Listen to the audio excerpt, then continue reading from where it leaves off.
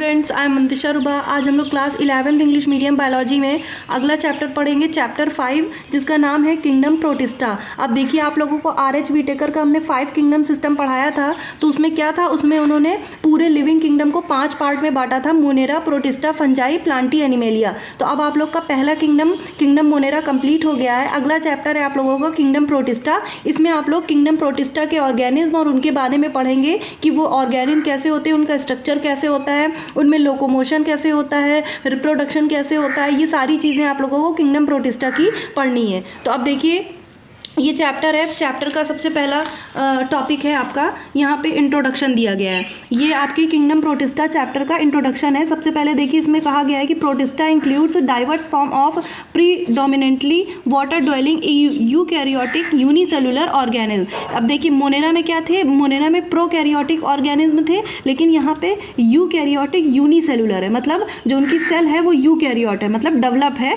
और लेकिन उसके बावजूद ये यूनिसेलुलर है, मतलब सिंगल सेल के ऑर्गेनिज्म होते हैं, लेकिन किंगडम मोनेरा से ज़्यादा डेवलप्ड होते हैं। तो इस किंगडम के ऑर्गेनिज्म जो है वो किंगडम मोनेरा से थोड़ा ज़्यादा डेवलप्ड होते हैं। इनकी सेल जो होती है वो प्रोकैरियोटिक की बजाय यूकैरियोटिक होती है और यूनिसेलुलर होती है। इनके ऑर्गेनिज्म मोस्टली ज़्यादातर जो होते हैं वो पानी में होते हैं, और ये किंगडम मोनेरा के बाद आए थे। आज से लगभग 1.6 बिलियन साल पहले इनका उद्भव पृथ्वी पर हुआ था। अब आप लोगों को इस चैप्टर में देखिए, इसका एक और नाम दिया गया, the kingdom is that renamed as Protoctista. Protoctista इसका नया नाम रखा गया है, लेकिन आप इसको प्रोटिस्टा कह सकते हैं। प्रोटिस्टा अभी भी इसको पढ़ा जाता है। अब इसमें जितने भी प्रोटिस्टा के ऑर्गेनिज्म हैं उसको आपको इसमें पढ़ना है। तो अब अगली आपकी हेडिंग है taxonomic treatment of protista. Taxonomic treatment का मतलब हुआ कि आर.एच. व्हिटेकर ने इसको टैक्सोनॉमिक तरीके से कहाँ पे क्लासीफाइड किया। टैक्सोनॉमी हमने बताया था आप लोगों को, बायोलॉजी की वो ब्रांच जिसमें हम लोग क्लासिफिकेशन करते हैं उसको हम लोग टैक्सोनॉमी कहते हैं। तो प्रोटिस्टा को टैक्सोनॉमिक तरीके से कहाँ पे रखा गया, ये सबको पता है कि आर.एच. व्हिटेकर के 5 किंगडम सिस्टम में ये आपका दूसरा किंगडम है। तो इसका टैक्सोनॉमिक ट्रीटमेंट क्या हुआ, इसका टैक्सोनॉमिक ट्रीटमेंट हुआ कि आर.एच. व्हिटेकर के 5 किंगडम सिस्टम में ये दूसरा किंगडम है, और ये मोनेरा से ज़्यादा डेवलप्ड है, और उसके बाद फंजाई, प्लांटी और एनिमेलिया से लोअर है, क्योंकि जिससे पीछे होगा उससे लोअर होगा और जिसके आगे होगा उससे हाइयर होगा। तो ये मोनेरा से आगे है, तो इसलिए ये आपका मोनेरा से ज़्यादा डेवलप्ड है, और बाकी किंगडम से प्रोटिस्टा, फंजाई और एनिमेलिया से ये क्या है, लोअर कैटेगरी का वो है, किंगडम है। इसमें उस तरीके के ऑर्गेनिज्म दिए गए हैं। अब देखिए, अगली हेडिंग है इसमें जर्नल कैरेक्टरिस्टिक्स ऑफ प्रोटिस्टा। मतलब अब आपको जो किंगडम प्रोटिस्टा है उसके जो मेंबर हैं उनके जर्नल कैरेक्टर को पढ़ना है कि उनमें क्या क्या कैरेक्टर पाए जाते हैं और उनका स्ट्रक्चर क्या होता है। तो सबसे पहले हम लोग पढ़ेंगे प्रोटिस्ट स्ट्रक्चर। मतलब किसी भी प्रोटोजोआ की एक सेल है उसका हम लोग संरचना पढ़ेंगे, स्ट्रक्चर पढ़ेंगे कि वो सेल कैसी होती है। सबको पता है कि जितने भी प्रोटिस्ट होते हैं उनकी सेल जो होती है वो यूकैरियोटिक होती है, और मतलब प्रोकैरियोटिक में क्या होता है, न्यूक्लियस डेवलप नहीं होता है, लेकिन यूकैरियोटिक है, इसका मतलब हुआ इनकी सेल जो होती है वो पूरी तरीके से डेवलप्ड होती है, और इनमें न्यूक्लियस जो होता है वो पूरी तरीके से डेवलप्ड पाया जाता है। चारों तरफ से मेम्ब्रेन बाउंड ऑर्गेनिज्म है ये।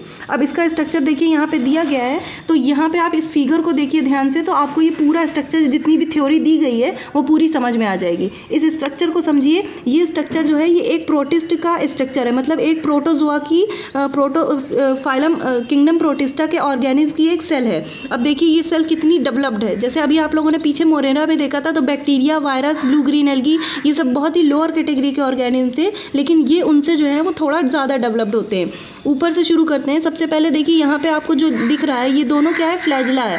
फ्लैजला या फ्लैजलम जो होती है वो इनको लोकोमोशन में, मतलब चलने फिरने में हेल्प करती है। उसके बाद अगला है, नीचे देखिए 2 ग्रेन्यूल पाए जा रहे हैं, मतलब कण पाए जा रहे हैं, इसको हम लोग बेसल ग्रेन्यूल कहते हैं। बेसल ग्रेन्यूल जो होते हैं ये ऑस्मो रेगुलेशन का काम करते हैं, इसमें पानी वगैरह भरा होता है, और ये सेल के अंदर चलने वाली ऑस्मो रेगुलेशन को कंट्रोल करते हैं। उसके बाद इसकी चारों तरफ एक मेम्ब्रेन पाई जा रही है जिसको हम लोग सेल मेम्ब्रेन कहते हैं। अंदर माइटोकॉन्ड्रिया भी पाई जा रहा है। उसके बाद आई स्पॉट या स्टिग्मा पाया जा रहा है। आई स्पॉट या स्टिग्मा जो है एकदम अलग ऑर्गन है। ये क्या करता है, कभी कभी फोटोसिंथेसिस में हेल्प करता है, मतलब सूरज की रोशनी को ये एब्जॉर्ब करता है और यहाँ से ये फोटोसिंथेसिस करने का काम करता है। क्योंकि कुछ प्रोटिस्टा जो होते हैं वो ऑटोट्रॉप भी होते हैं, कुछ हेटेरोट्रॉप होते हैं, कुछ ऑटोट्रॉप। तो जो ऑटोट्रॉप होते हैं उनमें स्टिग्मा के जरिए ये फोटोसिंथेसिस होती है। उसके बाद एक ऑर्गन है सेंट्रियोल, जो आप लोगों ने ह्यूमन की सेल में पढ़ा होगा, तो ये सेल डिवीज़न वगैरह में हेल्प करती है। ये ऑर्गेनल जो है वो सेल डिवीज़न में हेल्प करता है। उसके बाद ये आपको जो दिखाई दे रहा है जाल की तरह स्ट्रक्चर, ये एंडोप्लाज्मिक रेटिकुलम है। इसके ऊपर राइबोसोम होते हैं जो प्रोटीन सिंथेसिस का काम करते हैं।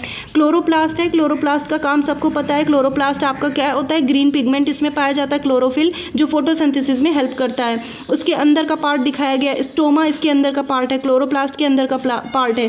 न्यूक्लियोलस, देखिए ये आपका केंद्रक है, न्यूक्लियस है, और न्यूक्लियस के अंदर छोटा सा एक और न्यूक्लियस है, इसको हम लोग न्यूक्लियोलस कहते हैं। तो ये इसके अंदर पाया जा रहा है, इसके अंदर जेनेटिक मटेरियल होता है। फिर उसके बाद न्यूक्लियस के चारों तरफ देखिए न्यूक्लियर मेम्ब्रेन दी गई है। उसके बाद यहाँ पे थैलेकॉइड वगैरह दिया गया। थैलेकॉइड आपका क्लोरोप्लास्ट के अंदर का पार्ट है, इसके अंदर क्या होता है, लाइट रिएक्शन वगैरह होती रहती है। उसके बाद है पेरेनोइड, ये कुछ छोटे छोटे कण होते हैं जो कई तरीके की केमिकल रिएक्शन को सेल के अंदर कंट्रोल करते हैं। तो ये छोटे छोटे ग्रेन्यूल जो सेल में फ्री इधर उधर तैरा करते हैं। उसके बाद है माइक्रो बॉडीज़, ये भी छोटी छोटी कण और बॉडीज़ हैं जो सेल में इधर उधर घूमा करती हैं। मोस्टली माइक्रो बॉडीज़ जो हैं वो वेस्ट चीज़ों को एक जगह से दूसरी जगह ले जाती हैं और बॉडी से एक्सक्रीट करती हैं। इसके बाद देखिए एंडोप्लाज्मिक रेटिकुलम में राइबोसोम भी चिपके हुए हैं जो प्रोटीन सिंथेसिस का काम करते हैं। और लास्ट में आपका गोल्जी बॉडी या गोल्जी अपरेटस है जो secretion, hormone secretion, enzyme secretion का काम करता है। तो आपको ये सेल देख के लग रहा होगा कि ये सेल पूरी तरीके से वेल डेवलप्ड है, क्योंकि आप लोगों ने 9th क्लास में जब सेल पढ़ी होगी तो देखा होगा प्रोकैरियोटिक और यूकैरियोटिक। प्रोकैरियोटिक सेल जो होती है बहुत लोअर होती है, उनका न्यूक्लियस डेवलप नहीं होता है, लेकिन यूकैरियोटिक सेल पूरी तरीके से डेवलप्ड होती है। तो किंगडम प्रोटिस्टा के जो ऑर्गेनिज्म हैं इनकी सेल जो होती है वो पूरी तरीके से वेल डेवलप्ड है, और इनमें सारे ऑर्गन पाए जा रहे हैं, सारे सेल ऑर्गेनल पाए जा रहे हैं जो हम लोगों की सेल में पाए जाते हैं। तो इसके मेंबर जो होते हैं वो पूरी तरीके से हाईली डेवलप्ड होते हैं, लेकिन किंगडम मोनेरा से डेवलप्ड होते हैं, फंजाई से डेवलप नहीं होते हैं। तो अब ये टॉपिक आप लोग का यहाँ से कंप्लीट हो गया है। अब इसको आप लोगों को तैयार कर इंट्रोडक्शन चैप्टर 5 डाल के इंट्रोडक्शन वगैरह लिख के ये कंप्लीट करना है। अगला टॉपिक हम आप लोगों को इसमें लोकोमोशन पढ़ाएंगे जो आपको अगले वीडियो में मिलेगा। Thank you.